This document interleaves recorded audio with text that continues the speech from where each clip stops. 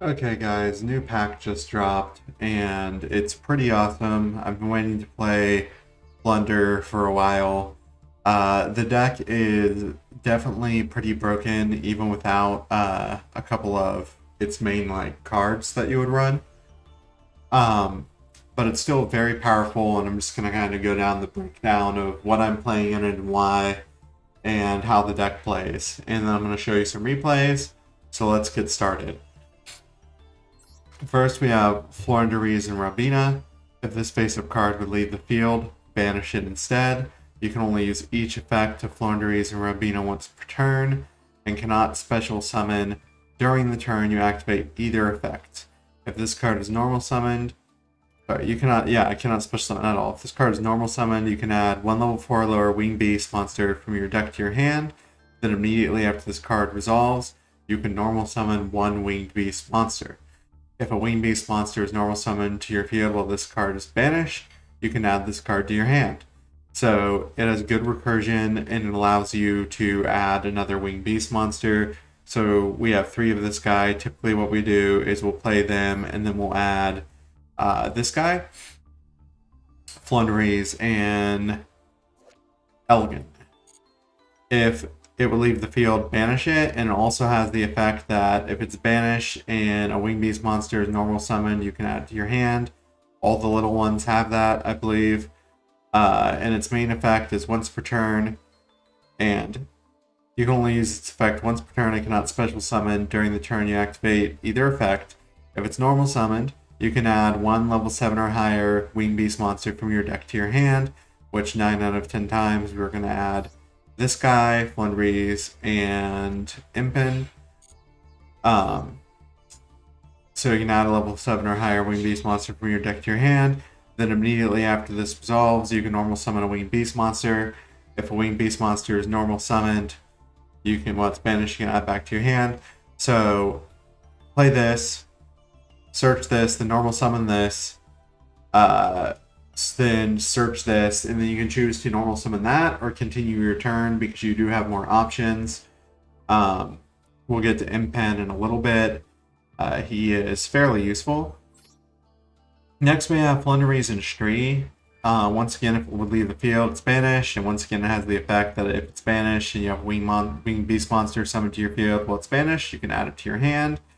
Its main effect, which once again, you guessed it, you can only use it once per turn and cannot special summon during the turn you activate either effect.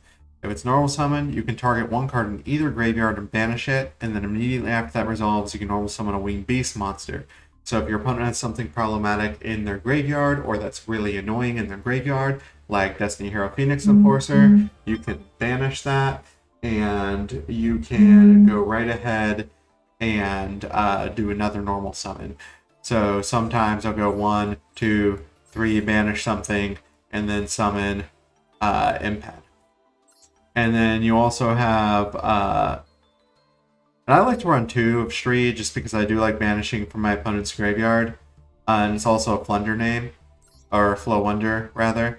If this face-up card, Floowandereeze and Tokan, would leave the field, banish it instead. So same effect as all the rest, and same effect to add it back when it's banished and you summon a winged beast. And same restrictions as the others, so you can't special summon during the turn that you activate either effect, and you only use its effect once per turn. If it's normal summoned, you can target one of your banished Floowandereeze cards and add it to your hand, and then you can normal summon after it resolves. The reason that this effect is good is because you can sometimes banish Impen intentionally with Stree, and then use Toucan to get Impen back and recur it, which you'll see in the replays. And that's really useful. Next we have Maxi, and the reason we're running Maxi is because more cards is better. You don't have to run Maxi in this deck if you don't want to. Truthfully, I don't really feel it needs it, but I have actually won a couple of games because Maxi helped me with some consistency issues that I was having. Next we have 2 Ash Blossom and Joyous Springs. Part of me is running this because Ash is a good card. Part of me is running this as a cross-out designator target. And the next we have the 1 Barrier Statue of the Storm. Neither player can special summon monsters except wind monsters. This is a winged beast monster, so you will be able to add it off of Floowandereeze and Robina. This card's pretty much your opening play all the time. You always want the Floowandereeze and Robina. So you can add it off that, and you could even normal summon it off one of the other small Floowandereeze guys. So, good card. Lock your opponent into special summoning wind only. Next we have Dimension Shifter. If you have no cards in your graveyard, quick effect, you can send this card from your hand to the graveyard until the end of the next turn. Any card sent to the graveyard is banished instead. Since you don't care about your guys getting banished, this card is really useful. And just kind of can hurt a lot of decks in the meta right now. So it is really nice to be able to have that effect. Next we have Mist Valley Apex Avian. Once per turn, when a card or effect is activated, quick effect, you can target a Mist Valley card you control. Typically you would target him, return it to the hand, and if you do, negate the activation and destroy it. This card is a good free negate, and on top of that is a level 7 winged beast, which means it is searchable, and you can actually search it with Floowandereeze and Elgin. So, very, very useful. Next we have Rise of the Mega Monarch, also a winged beast, also searchable, and you can tribute it by tributing one tribute summon monster, which is really useful because if you really were in a tight spot, you could tribute Impen or you could tribute Snow, or you could also tribute Avian. But most of the time, I just do the 2 tributes for it if I have them. If this card's tribute summon, target 1 card in the field and in either graveyard. That includes your graveyard, so you can recur stuff like Dimension Shifter, which is kind of fun and a little bit nutty. 1 card in the field and 1 card in either graveyard. And if it's tribute summoned by tributing a wind monster, you can target an additional card in the field, and you can place the first target on the top of the deck in any order, and return the additional target, if any, to the hand. So it's really, just really useful to remove things from the field, or remove problem cards from the graveyard, and just spin them back to the deck. Next we have Floowandereeze and Snowlowl. Once per turn when you control this tribute summon card, you can conduct up to 3 normal summons are set this turn. Not just 1, which kind of broken. While this tribute summon card is in your monster zone, if your monster attacks a defense position monster, inflict piercing battle damage to your opponent. We actually won because we ran over a token with it in one of the replays. I think I'm including that one. But if not, just know that it's pretty nice for that. Once per turn during once per opponent's turn, quick effect, you can banish 1 card from your hand, and you can change all special summon monsters your opponent controls based on defense position. A global Book of Moon for all special summon monsters is really good, and sometimes this is really fun to do against Sword Soul. And finally, we have Floowandereeze and Impen. If this card is tribute summoned, you can add a Floowandereeze Fellow Trap card from your deck to your hand. Most of the time I will go for Floowandereeze and the Dreaming Town, and I'll explain that in a little bit. Immediately after that effect resolves, you can normal summon 1 monster. While this tribute summon card is in the monster zone, your opponent cannot activate the effects of special summon monsters they control in attack position. Once per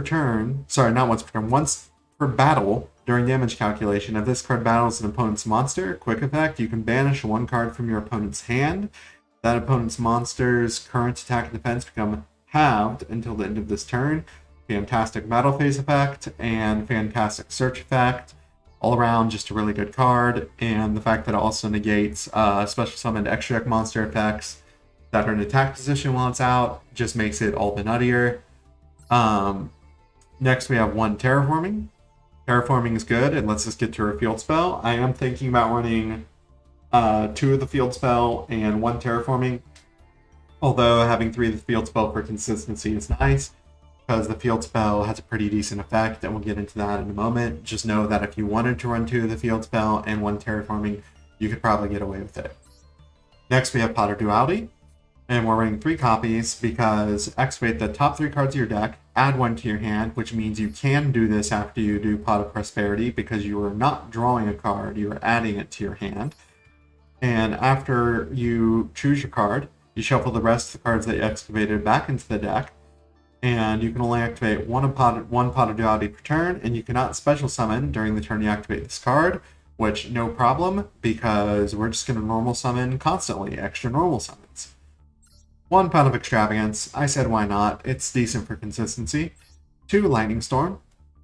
This card is in here because it is good to deal with back row if you end up going second, or front row if you can't deal with it and you end up going second. The other thing that this has been good for is it's also been a cross-out designator target. I've had someone try to Lightning Storm my board, and I cross-out designated it, and I stopped it.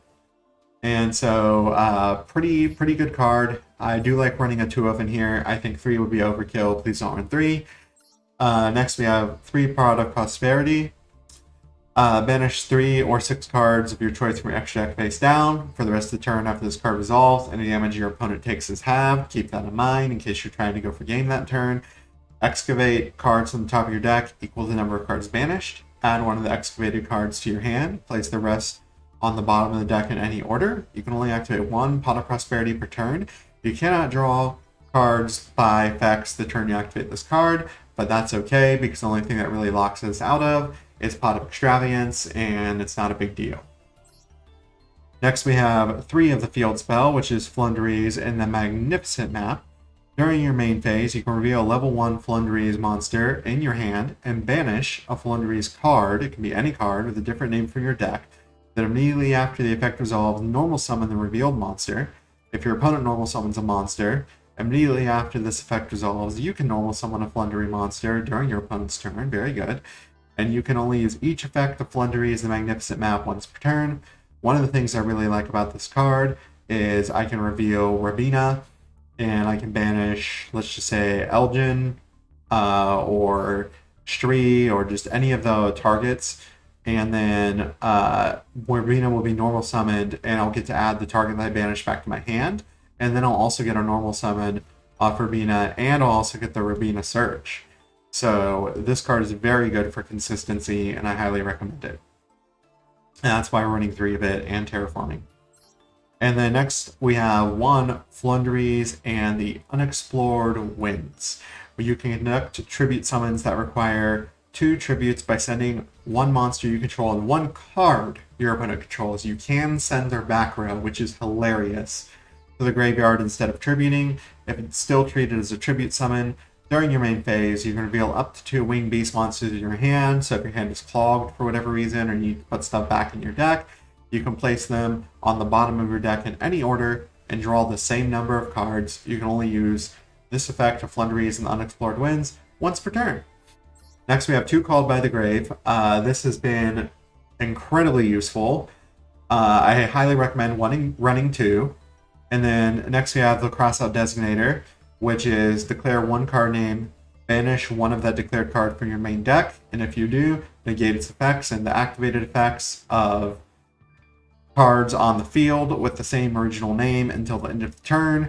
You can only use 1 Crossout Designator per turn. We're just running the 1 of. I haven't really needed to run more than 1, and has been really useful and game saving. Next, we have 2 Infinite Imperm. I see a lot of people running 3. I rather only run 40 cards, and I really only think you need 2. If I'm wrong, I'm wrong. And next, we have 1 Floowandereeze and the Dreaming Town. During the main phase, after this effect resolves, normal summon 1 level 4 winged beast monster. And if you tribute summon a level 7 or higher monster while this card's in the graveyard, you can banish it from the graveyard, change all monsters your opponent controls to face down defense position, and you can only use this effect of Floowandereeze and Dreaming Town once per turn. And then just real quick, and you can actually reoccur this with Toucan. So you are able to add it back. And then before we get into the extra deck, I'm going to segue to our sponsor real quick.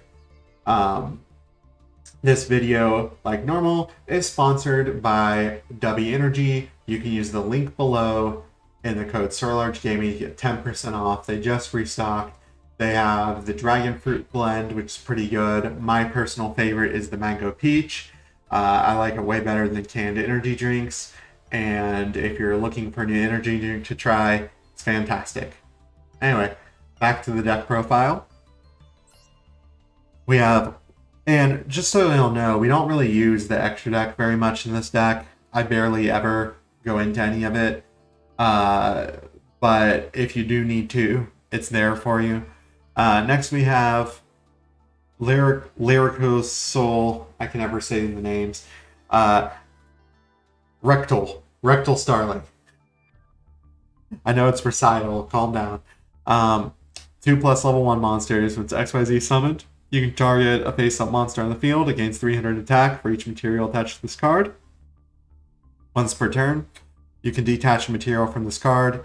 Add 1 level 1 winged beast monster from your deck to your hand. All battle damage you take from battles involving this XYZ summon card is also inflicted to your opponent. Next we have Assembled Nightingale. Gains 200 attack for each material attacked to it. Can attack directly while it has material. It can attack a number of times each battle phase up to the number of materials attached to it. Once per turn, quick effect, you can detach material from this card until the end of this turn. Monsters you control cannot be destroyed by battle or card effect, and you take no battle damage. Next we have Kikanashi Ucho. 2 level 1 monsters, unaffected by other card effects, and once per turn, you can detach 2 materials from this card. For the rest of the turn, this card cannot be destroyed by battle, and you take no battle damage from attacks involving this card. It's useful in case you really need to just wait out another turn to do something, and it's a bird! Going with the theme of this deck. Just birds. All birds. Lots and lots of birds. Like machines or lots and lots of trains, like Earth machines. No, these are lots and lots of birds. Next we have Downward Magician. During your main phase 2, you can XYZ summon this by using a rank 3 or lower XYZ monster you control as material, which will be that guy, or that guy. Transfer its materials to this card. It gains 200 attack for each material attached to it. It does piercing damage. It attacks a defense position monster. If it battles after damage calculation, detach material from this card. Next we have Fine Arsenal Zeus. You guys should know the deal with Zeus by now. If an XYZ monster battled this turn, you can summon it by using that XYZ monster, and its material becomes Zeus's material. Quick effect, you can detach 2 materials from this card, send all other cards on the field to the graveyard once per turn. If another card you control is destroyed by battle or an opponent's card effect, you can detach 1 card from your hand, deck, or extra deck to this card as material. So, good effect, free board wipe. Haven't had to make it yet, but decent. Next we have Almirage. This is pretty much just if I need to get something in the grave for whatever reason. I typically don't really use this effect to have something not be destroyed by battle. Although, if I do really need to keep something out, like Floowandereeze and Impen, this is useful. You distribute it, target monster you control, can't be destroyed by battle. Not by battle. It can't be destroyed by your opponent's card effects this turn. Card effects. When a monster is normal summoned, when a normal summoned monster you control is destroyed by battle, it's in your graveyard. You can special summon this card. You can only use the effect summon Great Almirage once per turn. Next we have Gravity Controller. You'll probably never make this, but if you do, we've covered in the past. It's just decent for bouncing things without targeting. Next we have 1 Nightmare Cerberus to destroy a special summon monster in your opponent's main monster zone. When it's link summon, you discard a card, target the special summon monster, and destroy it. If it was co-link, when you activate the effect, you get to draw a card. You can only use this effect Nightmare Cerberus once per turn. Co-linked monsters you control cannot be destroyed by card effects. And then you have Nightmare Phoenix, which is the same thing, except it is for spells and traps instead of monsters. Then we have 1 Wind the Wind Charmer, 2 monsters including Wind Monster. Always treat as a familiar possessed card. You can target a Wind monster in your opponent's graveyard, special summon it to a zone it points to. If this link summon card is destroyed by battle, or destroyed an opponent's card effect destroyed by an opponent's card effect on its other monster zone, you can add 1 Wind monster with 1500 or less defense from your deck to your hand, which is a pretty good effect. You can only use each effect to Wind the Wind Charmer once per turn. Next we have the Water Charmer. Same thing, but it is for cards with the water attribute. Next we have Nightmare Unicorn, which is 2+ monsters with different names, so you use 3 typically, and it is like Nightmare Cerberus or Nightmare Phoenix, except you can target any card either in the monster zone or the Spawn Trap Card Zone, and it gets shuffled back into the deck, and if it was co-linked, you get to draw a card. Next we have Appaloosa. You probably won't make this, but we're including it anyway. We've covered in past deck profiles, so we're just going to skip over it. And then finally, we have Underworld, Goddess of the Closed World. 4+ effect monsters. You can also use one monster your opponent controls this material to link summon this card. If this card is link summoned, you can negate the effects of all face-up monsters your opponent currently controls. This link summoned card is unaffected by your opponent's activated effects unless they target this card. Once per turn, when your opponent activates a card or effect that special summons monsters from the graveyard, quick effect, you can negate the activation. And that's it. That's it for the deck profile, main deck and extra deck. I hope you guys enjoy the replays. And thank you for everybody who's been subscribing to the channel, liking the videos, supporting the channel. And a special thank you to the Master Duel subreddits. And I will see you guys in the next one. Bye-bye.